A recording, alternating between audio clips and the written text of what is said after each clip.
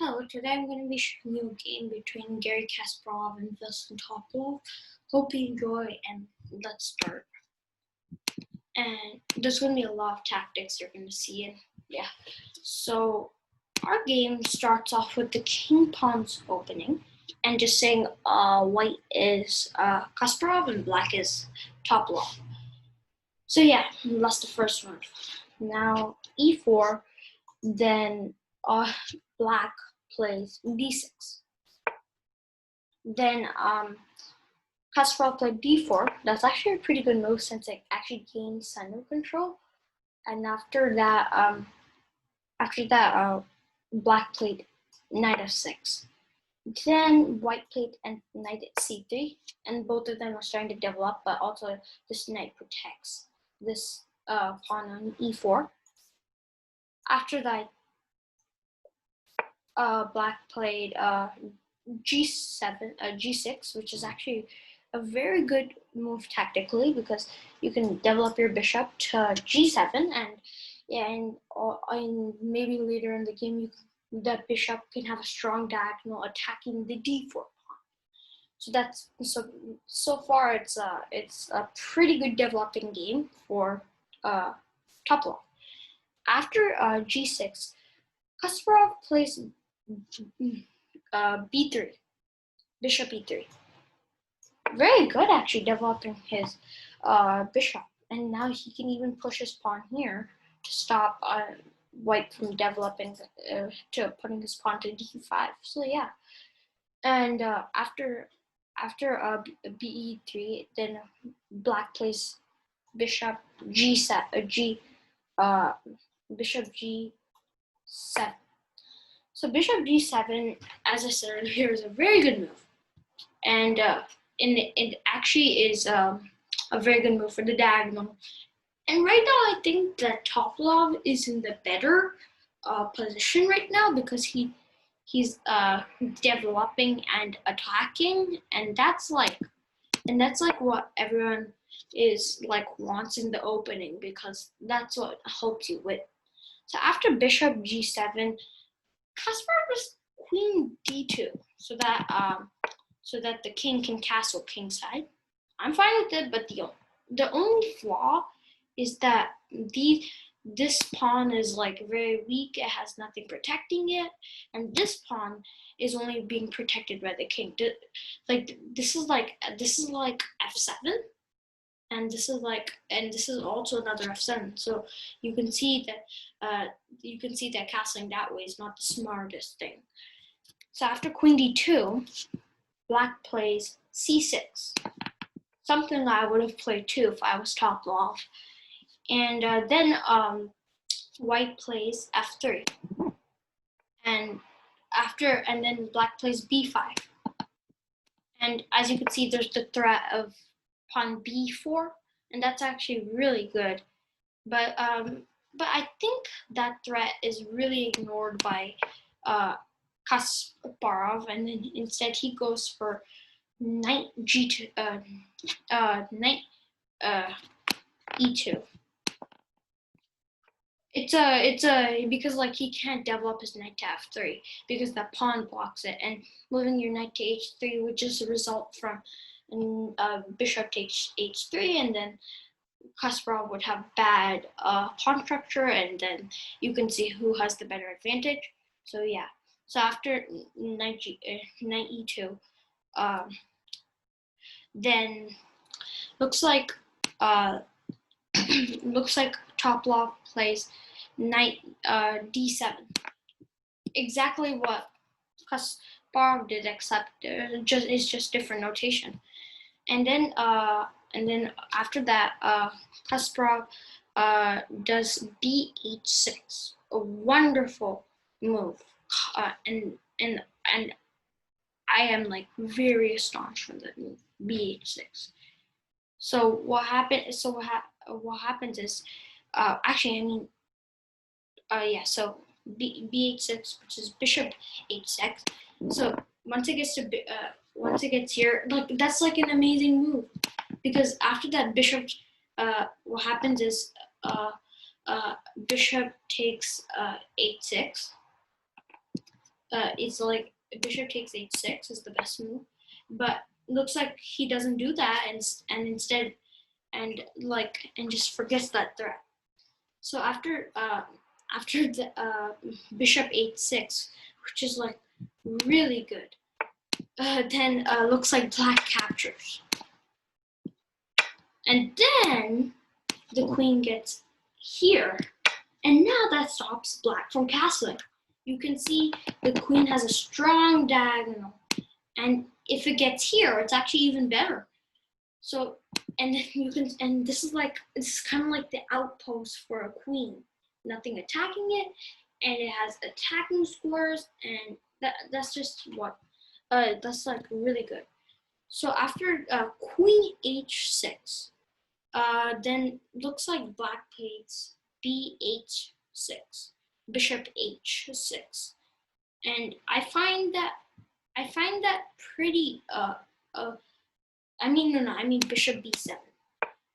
So bishop b7 actually it does have a good diagonal which can attack the e4 pawn. But I figure out that maybe that's just the bishop is not really of any worth, because that bishop trade was the best, and now you can see that Kasparov is in the better position. And after bishop b7, then Kasparov played a3 to stop this bishop pawn b4 threat, and that's actually a remarkable move.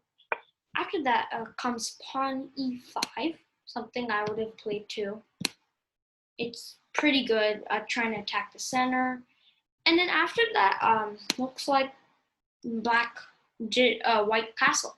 And as I said earlier, this b and a pawn were very weak. But now you can see that this pawn is actually not that weak because it gets protected by this pawn. But this pawn is the weakest, I think, because if the queen and a knight can like coordinate an attack on this b2 pawn, and maybe get a pass pawn here, then then do queen takes b2. That's me, really, right? Because like that's just amazing. Like it's an amazing mate. So yeah. So after all of that, when Kasparov castled, looks like black played queen e7. I find queen e7 a pretty promising move because black can now castle this way, and also has the protection of a bishop. But I think the black can get Fanciadoed, and his a file can be easily broken by the Greek gift and all of that. So after QE7, Kasparov responds with king. King b1. Yeah, king b1. Now, I don't know. I haven't seen this before in the game, but I figure, now that I see that maybe it's pretty strong, because if there's a bishop attack on the c1 square, or maybe an attack on the c2 square, then you can at least maybe put your rook to d2 or get your queen back to d2. So yeah. So after king b1, which is actually an exceptional move when you think about it, Topolov played a6. I don't really know what that was, because now that bishop on b7 is like worthless, and it only has this square to go to. And that pretty much weakens the bishop. And if the rook can get to c7, or a queen can get to c7, or queen b6, I would really not like Topolov's position. And right now I'm starting to think that a6 is a blunder. And yeah, so after a6, which is a very bad move, as we reviewed, then Kasparov played knight c1. And he's trying to get his knight to b3. so that to like I think to coordinate an attack or to have a defense on the a1, a2, the d2, and the d3 squares, and that's pretty good actually. Thinking smartly is thinking smart in chess is like maybe the best thing to do. Now Topalov castles, but now the bishop can only go here. And now the bishop is really weak, and you can see that this is a bad bishop and this is a good bishop. This bishop can go here and make a few adjustments, like maybe pawn here, and then get this bishop to h3, and then trade it off. And yeah, you can see, and you can see who's in the better position if you think about my explanations. So after castling, look, Kasparov gets his knight to b3, which is the ultimate goal, knight b3. So and that's actually a very good move when you think about it. But one thing is that he has a pawn storm, and like he can if he pushes a few of his pawns, like if he does a pawn break on the c file, then there's pawn c4, and it's really good because after that you have to move his knight to a1, and then the king has c1. But then if he can use his the light squared bishop to become good. So that's the reason why Kasparov needs to think about the c4 threat. So after that, black, instead of thinking about that, he does e takes d pawn.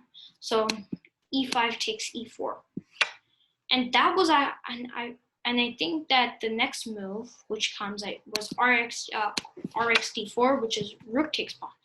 And I was thinking knight takes pawn, let's be fair, but this is like a good rook lift. And plus, if you can maybe if you can stop this pawn here, then because then you can do rook takes pawn.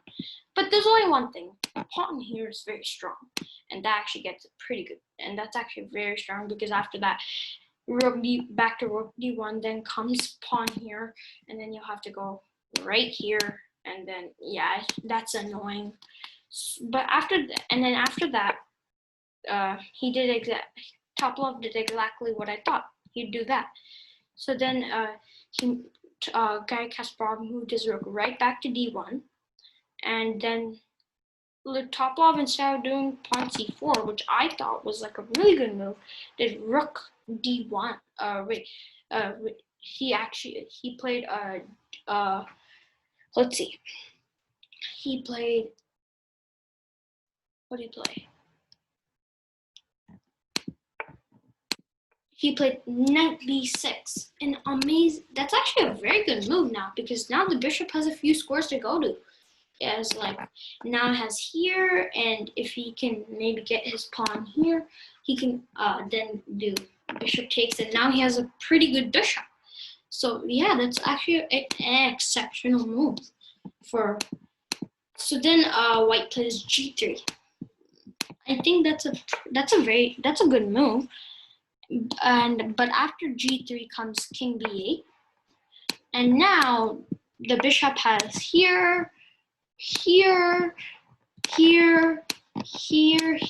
and now you can see that this is a good bishop.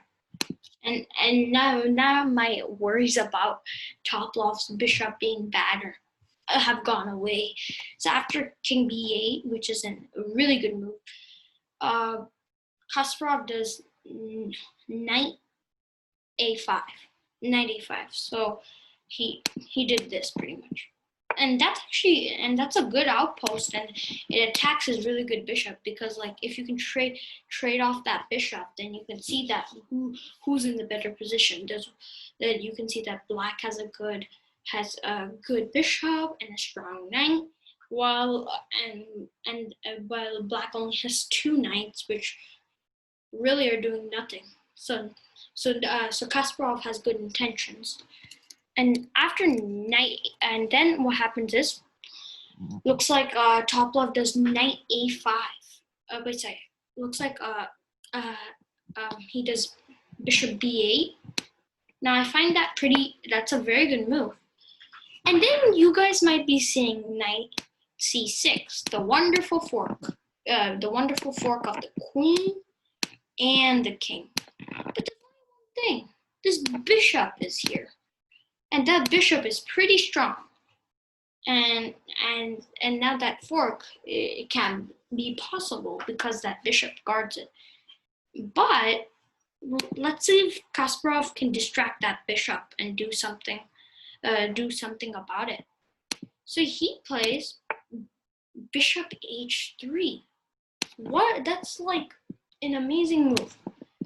Like you're having a diagonal from the h3 to c8, and this is where like now the black cannot go back here. So now this bishop is very strong, and even though if there was any threats, there's the queen here. But I believe black could play knight f8, attacking the queen, and then that bishop, and then the queen would get out of its own outpost, because this is like an outpost. It can't get attacked or anything. So after bishop h3, which is a very good move, black plays d5. d5, an exceptional move. You can see that black is marching his pawns, trying to get to either b4 or d4. And these are two threats. Look, this knight is absolutely weak. And if it tries to run off to knight e2, then in the end game, I think the white will have a lot of trouble dealing with this pawns, especially if he has an extra knight and a bishop. So yeah. So after that, looks like the queen checks, which is very good. So because and now you can see that he's he cannot go back here, he can't go here, and he can only go here. And that's like an exceptional move. So so then he has to do king a7, and I really wanted to do queen c6, but it's just that this bishop is like way too strong. But after that, after that exceptional move, Kasparov goes along with his attack and does rook to e1. Amazing. Now he can threaten pawn e5, even though he could have done that earlier. But he's really pushing his pawns, and even though he has a weak knight, he is now putting the king in a box. Now the king has nowhere to go, and that is really good. Now just to distract this bishop, but let's see what black does. Oh, black plays the amazing move d4. d4 is an amazing move, and after that he looks like he has to move his knight to d5. And yeah, that's actually a very good move, because first knight takes knight, and then pawn takes knight, and then that's actually a discovered attack on this queen. So after knight d5, then he does knight takes this. That's a very good move, and that actually attacks the queen, which is pretty strong. And after that, when he does, pawn takes knight, then you can see that there's an attack on this queen, and every good player should know that. So so then he does queen d6, attacking our passed pawn here. Now there's no, so now after qd6, looks like the rook, he does a rook sacrifice. Amazing, it's an amazing sacrifice. As you can see, you can see pawn takes d4, but after that there's this exceptional move which comes. So and it's re7. Amazing, isn't that amazing move?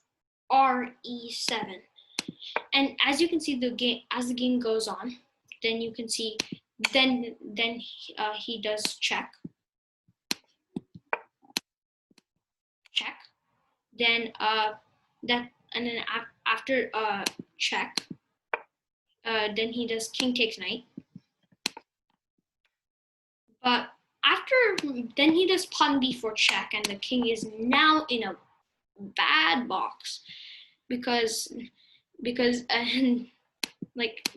he's attacking the king, and now the king is in the box, and yeah, he's like in the middle of the boat, as one of my friends say.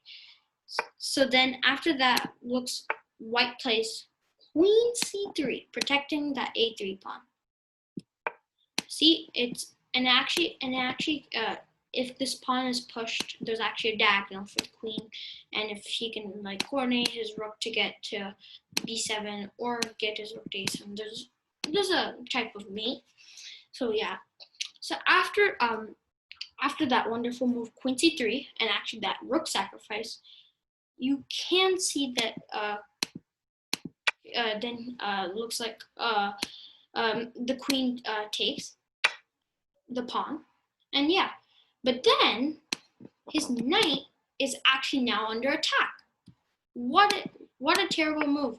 But instead of taking the knight, he actually does rook here, an unbelievable move, and which I don't understand at the moment. But actually, now that I think of it, rook takes a6 as mate. So then it looks like the bishop moves to b7, and after that, then Kasparov does rook takes bishop, and then he looks like Topolov does queen c4. Queen c4 is offering a trade in this, pretty good. But instead of the queen taking queen, there's actually a better move. Queen takes knight. Remember, it's amazing. Like you can see that queen takes knight is actually forking two rooks, but that fork doesn't really matter because both of them are actually protecting each other. But yeah, but still, it's an exceptional move, and you can see who's in the better position now because queen takes a6, I believe, is mate. So yeah, after this, looks like the king takes the pawn, and after that, then looks like white plays queen takes pawn, and that's an amazing move. But then there's king takes pawn, and like this could have turned out to be a rook roller, but yeah. So after king takes pawn, then there's check, this pawn c3. Now that it's a really good sacrifice because now he's in a trap. So really, after this move, queen a1 comes,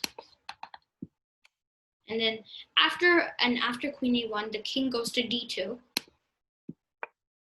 and after the king goes to d2, queen b2.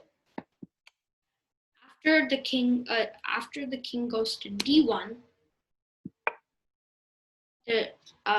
then after the king goes to d1, there's a bishop f1. Now there was and you guys might be thinking, hey, but there's a queen c2, there's queen c1, but the queen is guarding this. So then the bishop moves to f1, which is a very good move because then after that you can skewer, and yeah. So after bishop f1, looks like that he doesn't do that, but he doesn't take the bishop or else he'll get skewered. So instead Topalov moves his rook to d2, attacking the queen on b2. So after rook d2, then looks like he pins the rook, and that's a very good move. And then after rook d7, then he takes his queen. He takes the queen, Wait, it's black's turn. So he plays rook takes rook, but then Garry Kasparov takes bishop takes queen, and then after that, then pawn takes bishop, and you can see who's winning. But not all. Now you can see that there's actually queen takes h8. But if this game was kept with 2 rooks, Topolov might have been able to draw or even win. So after queen takes rook, then Topolov moves his rook to d3, and then the queen moves to a8, and then after the queen moves to a8, then he moves his pawn to c3, trying to get a promotion.